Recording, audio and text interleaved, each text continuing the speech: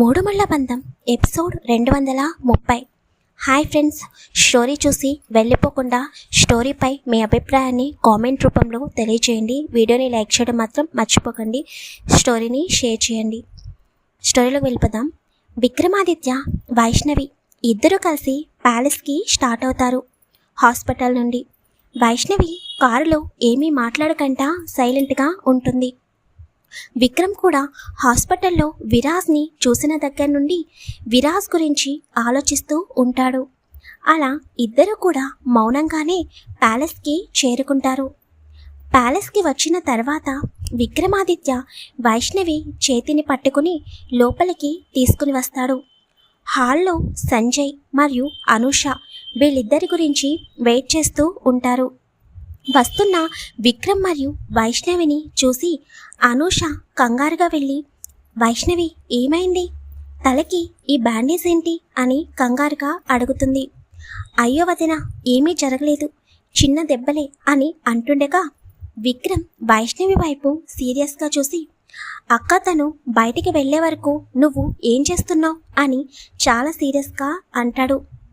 వెంటనే వైష్ణవి విక్రమ్తో, విక్కీ వదినని ఏమీ అనకు, వదిన నన్ను బయటకు వెళ్ళొద్దని చెప్పింది, కానీ నేనే వినకుండా నిన్ను చూడాలని వదినకి చెప్పకుండా వచ్చేశాను, ప్లీజ్ అని అంటుండగా విక్రమ్ సీరియస్గా అక్కడి నుండి తన రూమ్కి వెళ్ళిపోతాడు. సారీ వదిన అని అనూష వైపు చూసి, నా వల్ల మీరు మాటలు పడాల్సి వచ్చింది అని అనూషతో మాట్లాడుతూ ఉంటుంది. విక్రమ్ నేరుగా తన రూమ్కి కనెక్టెడ్గా ఉన్న బాల్కనీలోకి వెళ్ళి ఆకాశంలోని చందమామని చూస్తూ ఉంటాడు చేతులు కట్టుకుని. విక్రమ్ వైష్ణవి గురించి ఆలోచిస్తూ ఉంటాడు. 2 గంటలు నువ్వు కనిపించకపోతేనే నేను ఇలా అయిపోయాను వైషు, అలాంటిది నువ్వు కనుక నాకు దూరం అయితే అసలు నేను ఉండగలనా?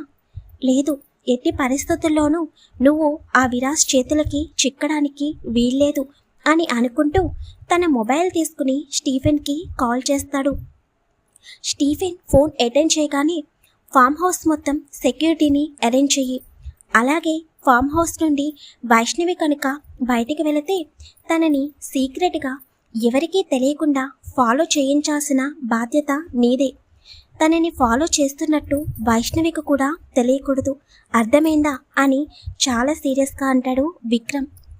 ఎస్ సార్, రేపు ఈవినింగ్లోగా మొత్తం ఫామ్ హౌస్ చుట్టూ సెక్యూరిటీని అరేంజ్ చేస్తాను, అలాగే ఈరోజు జరిగిన తప్పు ఇంకొకసారి రిపీట్ కాదు, వైష్ణవి మేడం బయటికి వెళ్ళగానే తనని ఫాలో చేయడానికి బయట 2 కార్స్లో సెక్యూరిటీని కూడా అరేంజ్ చేస్తాను, ఈరోజు జరిగిన దానికి సారీ అని చెబుతాడు స్టీఫెన్.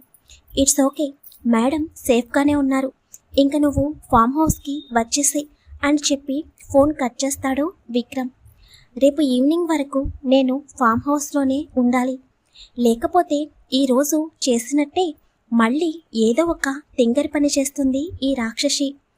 ఈ రాక్షసిని అసలు నమ్మడానికి వీల్లేదు, నాతో బయటకు రాను అని చెప్పి బయటికి వచ్చి అనవసరంగా ప్రాబ్లం తెచ్చుకుంది, ఇంకొకసారి ఇది రిపీట్ కానివ్వని వైషు, నువ్వు ఎక్కడికి వెళ్ళినా నీడలాగా నీ వెనకే ఉంటాను అని అనుకుంటూ ఆకాశంలోని ఉన్న చందమామని చూస్తూ ఉంటాడు విక్రమ్.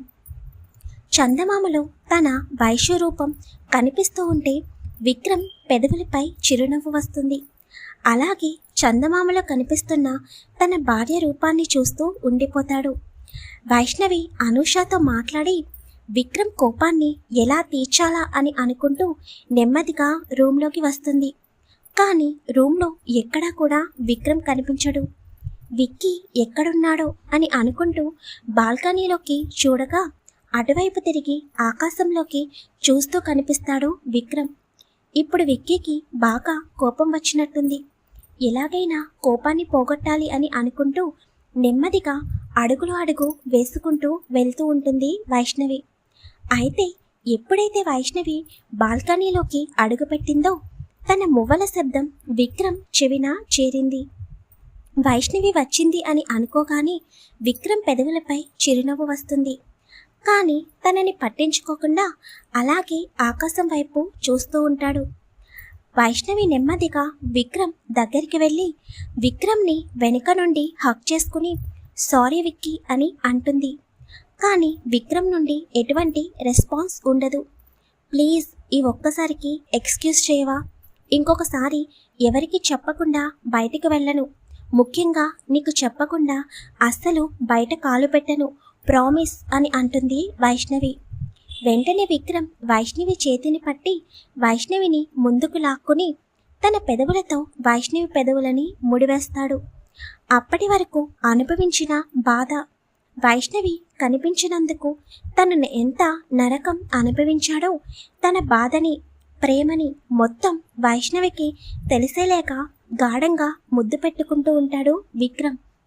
వైష్ణవి కూడా మార్నింగ్ తనకి వచ్చిన కల కారణంగా ఎక్కడ విరాస్ తనని తీసుకుని వెళ్ళిపోతాడేమో, విక్రమ్కి ఎక్కడ దూరం అయిపోతానేమో అని బాధలో మరియు విక్రమ్పై ఉన్న ప్రేమతో తను కూడా విక్రమ్కి సహకరిస్తూ తన చేతి వేళ్లను విక్రమ్ జుట్టులోకి పోనిస్తూ తను కూడా విక్రమ్ ముద్దుకి సహకరిస్తూ ఉంటుంది. ఇద్దరి మనసులలో ఒకటే బాధ, ఒకరిని వదిలి మరొకరు ఉండలేనంతగా అయిపోయాయి ఇద్దరి హృదయాలు. ఇప్పుడు ఇద్దరిలో ఎవరు దూరం అయినా కూడా మిగిలిన వారు జీవించలేనట్టుగా ఉంది వారి పరిస్థితి. అలా ఇద్దరు బాధలో ప్రేమతో చాలాసేపు గాఢంగా ముద్దు పెట్టుకుంటూ ఎప్పటికో ఊపిరి భారం అయిన వేళ విక్రమ్ వైష్ణవిని వదిలి తన గుండెలకి హత్తుకుని అలాగే తన చేతులతో వైష్ణవిని బంధించి కళ్ళు మూసుకుని ఉండిపోతాడు. విక్రమ్ ఎంత టెన్షన్ పడుతున్నాడో తన గుండె చప్పుడు వింటున్న వైష్ణవి కూడా అంతే గట్టిగా విక్రమ్ని పట్టుకుని విక్రమ్ గుండెలపై కళ్ళు మూసుకుని ఉంటుంది. కొన్ని క్షణాల వరకు భయంకరమైన నిశ్శబ్దం. ఇద్దరి మనసులు ఒకటే కోరుకుంటున్నాయి, ఎప్పటికీ కూడా ఇద్దరు దూరం కాకూడదని. తర్వాత వైష్ణవి మాట్లాడుతూ, సారీ విక్కీ, ప్లీజ్ ఇంకెప్పుడు అలా చేయను. మార్నింగ్ చాలా భయం వేసింది, అందుకే ఆ టైంలో ఏమీ ఆలోచించలేకపోయాను. నిన్ను వెంటనే చూడాలని అనిపించింది, అందుకే వచ్చేసాను అని అనగానే, నువ్వు చేసిన తప్పుకు క్షమించాలంటే నీకు తప్పకుండా పనిష్మెంట్ ఇవ్వాలి. నేను ఇచ్చిన పనిష్మెంట్ చేస్తానంటే చెప్పు, తర్వాత క్షమించాలా వద్దా అని ఆలోచిస్తాను అని విక్రమ్ అడగగానే, నిజంగానా? అయితే నువ్వు ఇచ్చిన పనిష్మెంట్ నేను చేస్తే నన్ను క్షమిస్తావా? నాతో మళ్ళీ నార్మల్గా మాట్లాడతావా అని క్యూట్ ఎక్స్ప్రెషన్స్తో అడుగుతుంది వైష్ణవి. వైష్ణవి తనని హక్ చేసుకున్నప్పుడే వైష్ణవిపై ఉన్న కోపం మొత్తం పోయింది. కానీ వైష్ణవిని కొంచెం సేపు ఆట పట్టించాలని కావాలని విక్రమ్ వైష్ణవిని ఏడిపిస్తూ ఉంటాడు. తప్పకుండా, మరి పనిష్మెంట్ ఏంటో చెప్పనా అని అనగానే చెప్పమని ఎగ్జైటింగ్గా ఫీల్ అవుతూ ఉంటుంది వైష్ణవి. అయితే నువ్వు నాకు బాత్ చేపించాలి అని అంటాడు విక్రమ్. వెంటనే వైష్ణవి విక్రమ్ని వదిలేసి 2 అడుగులు వెనక్కి వేసి ఆశ్చర్యంగా విక్రమ్ వైపు చూస్తూ, ఏంటి నువ్వేమన్నా చిన్నపిల్లాడివా విక్కీ? నీకు స్నానం చేయించడానికి అలా ఎలా స్నానం చేయించాలి నేను అని అంటుంది. అప్పటికే వైష్ణవిలో సిగ్గు బిడియం మొదలైంది, అందులోనూ కంగారు కూడా వస్తుంది. ఇప్పటి వరకు విక్రమ్ దగ్గర నార్మల్గా ఉండగలిగిందే కానీ ఏ రోజు కూడా బాత్ చేపించేంత క్లోజ్ అయితే అవ్వలేదు. అది తలుచుకోగానే వైష్ణవి బుగ్గలు ఎరుపు రంగు సంతరించుకుంటాయి. విక్రమ్ తన పెదవి చాటున నవ్వు ఆపుకుంటూ, అయితే నేను నీతో మాట్లాడను, నా కోపం తీరే వరకు అని మళ్ళీ ఆకాశంలోని చందమామని చూస్తూ ఉంటాడు. వైష్ణవి విక్రమ్తో, ఇదంతా ఎందుకు విక్కీ? అసలు నాకు అలా స్నానం చేపించడం అస్సలు రాదు తెలుసా అని అమాయకంగా అంటుంది. ఒకసారి చేపిస్తే అదే అలవాటవుతుంది, ఇప్పుడు చేపిస్తావా లేకపోతే మాట్లాడకుండా ఉండమంటావా అని విక్రమ్ అనగానే, అమ్మో నువ్వు మాట్లాడకపోతే ఎలా? నా మైండ్ అస్సలు పనిచేయదు, స్నానమే కదా చేపిస్తానులే పద అని ముఖం వేలాడేసుకుని రూమ్లోకి అడుగు పెడుతుంది. వెళ్తున్న వైష్ణవిని చూస్తూ విక్రమ్ నవ్వుకుంటూ, రాక్షసి, లేకపోతే ఈరోజు ఎంత టెన్షన్ పెట్టావు, ఎంత భయపడ్డానో తెలుసా? ఈ మాత్రం పనిష్మెంట్ లేకపోతే ఎట్లా అని నవ్వుకుంటూ వైష్ణవి వెనకాలే వెళ్తాడు విక్రమ్.